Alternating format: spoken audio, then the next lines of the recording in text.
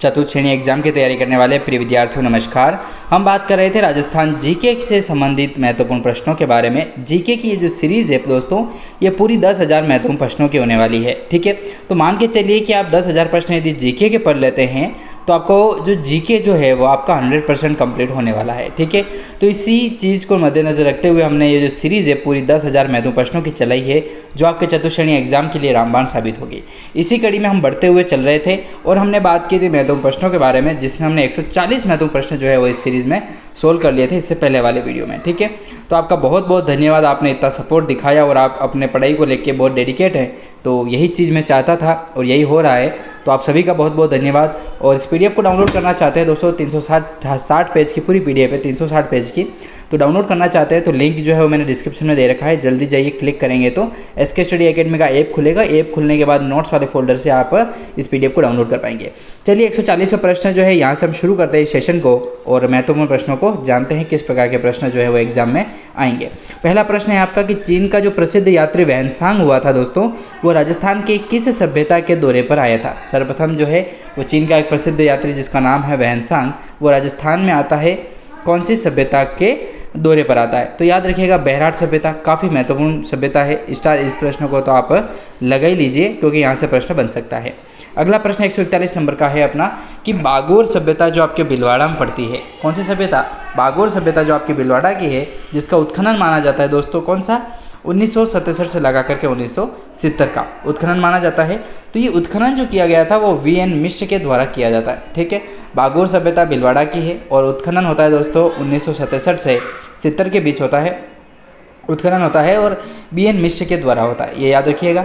142वां प्रश्न अपना देखें तो प्रश्न है कि नगरी सभ्यता किस जिले में स्थित है।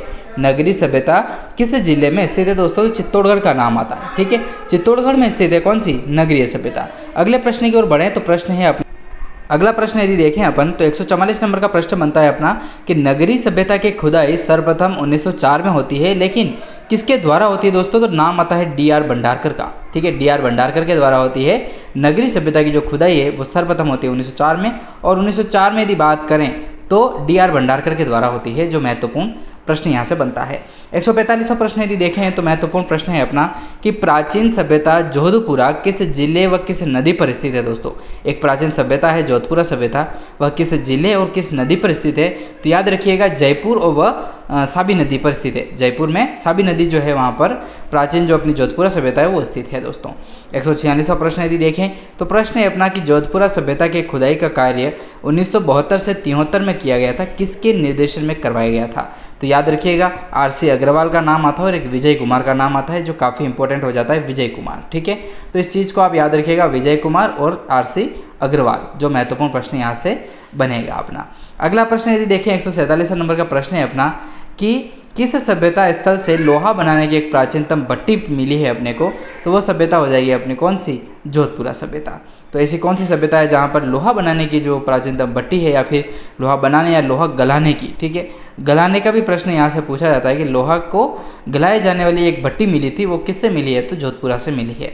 ठीक है, चलिए अगला प्रश्न यदि देखें तो 148 नंबर का अपना प्रश्न बनता है महत्वपूर्ण, रेड सभ्यता से संबंधित प्रश्न है कि रेड सभ्यता जो आपकी टोंक में स्थित है वह किस नदी पर अवस्थित है दोस्तों। 148वां प्रश्न कह रहा है कि रेड सभ्यता जो टोंक में स्थित है वह किस नदी पर अवस्थित है, तो नाम आता है डील नदी का। ठीक है, डील नदी पर स्थित है रेड सभ्यता टोंक। ठीक है, अभी तो नहीं है, पहले थी कहने का मतलब। 149वां प्रश्न है अपना कि किस सभ्यता स्थल को प्राचीन भारत का टाटा नगर कहते हैं। तो याद रखिएगा रेड टोंक जो है वो प्राचीन सभ्यता का एक भारत का टाटा नगर के नाम से उसे जाना जाता है।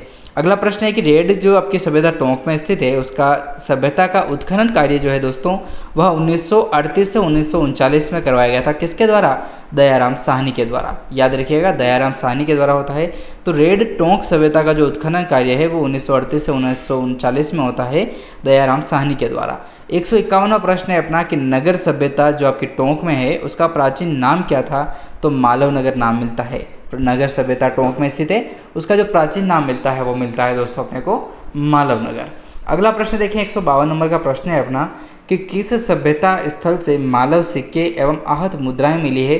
तो याद रखिएगा नगर जो सभ्यता है, नगरी सभ्यता तो अपने चित्तौड़गढ़ है,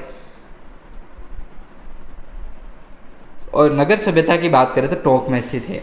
तो इस सभ्यता से मालव सिक्के जो हैं वो प्राप्त हुए हैं। मालव नगर मत कर देना, हाँ मालव नगर नहीं, अपने नगर टोंक है, ठीक है। मतलब कहने का बात एक ही है मालव नगर, लेकिन एग्जैक्ट पूछा जाए तो ठीक है, चलिए आप आपके हिसाब से इस प्रश्न को कर सकते हैं। किस सभ्यता स्थल का प्राचीन नाम जो है वो करकोटा नगर मिलता है? तो नगर का मिलता है जो आपकी टोंक की सभ्यता है। 154 नंबर का प्रश्न है, नगर सभ्यता जो किस कालीन की सभ्यता है? तो लोह युगीन कालीन या फिर लोह युगीन प्रकार की जो सभ्यता है वो हो जाएगी अपनी नगर सभ्यता। 155 नंबर का प्रश्न है कि नगर सभ्यता का सर्वप्रथम उत्खनन जो है वो 1942 से 43 में करवाया गया था श्री कृष्ण देव के द्वारा, ठीक है। नगर सभ्यता का सर्वप्रथम उत्खनन 1942-43 में करवाया गया, किसके द्वारा? श्री कृष्ण देव के द्वारा। 156 नंबर का प्रश्न है कि नलियासर सभ्यता किस जिले में स्थित है? तो जयपुर जिले में स्थित है। कौन सी? नलियासर सभ्यता। यहाँ से प्रश्न काफ़ी महत्वपूर्ण बनेगा आपका, इसलिए इसको आप इम्पोर्टेंट लगा करके याद रखने का जो प्रयास है वो पूरा का पूरा कीजिएगा दोस्तों। 157वां प्रश्न है अपना, अहेड़ाई व सुखपुरा सभ्यता स्थल जो है वो क्रमशः कहाँ है? अर्थात आपको बताना है कि अहड़ा जो सभ्यता स्थल है वो आपका अजमेर में स्थित है, और यदि सुखपुरा सभ्यता स्थल की बात करें तो टोंक में स्थित है।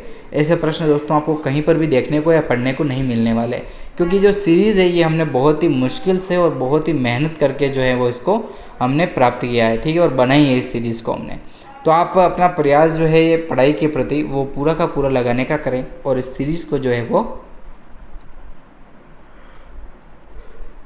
चरम सीमा पर ले जाने का प्रयास करें, क्योंकि आपने यहाँ तक इस वीडियो को देखा है, मतलब आपने पढ़ाई को लेकर के आप बहुत डेडिकेट हैं, इस बात को मैं समझ सकता हूँ। मतलब आप एक प्रकार का मुझे हिंट दे सकते हैं।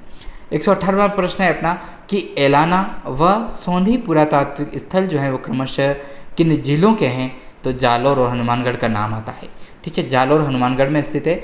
तो एलाना व सोंधी जो पुरातात्विक स्थल है वो क्रमशः जालोर और हनुमानगढ़ में स्थित है, ठीक है। एलाना आपका हो जाएगा जालोर में, और सोंधी पुरातात्विक स्थल जो है वो आपका होने वाला है कहाँ पर? हनुमानगढ़ में। 159 नंबर का प्रश्न है अपना कि कुराड़ा ताम्रयुगीन सभ्यता स्थल किस जिले में है दोस्तों? तो नागौर में स्थित है। कौन सी? कुराड़ा ताम्रयुगीन सभ्यता स्थल, कुराड़ा। 160 नंबर का प्रश्न है कि बरोर सभ्यता स्थल जो है वो किस जिले में स्थित है?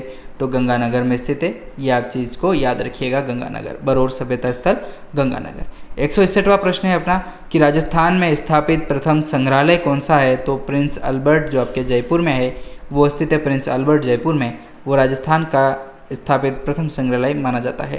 तो इस तरीके से हमने 160 प्रश्नों की बात की है। आपका बहुत बहुत धन्यवाद। आप पढ़ाई के प्रति डेडिकेट हैं, तो इस वीडियो को यहाँ तक देखा, बहुत बहुत धन्यवाद।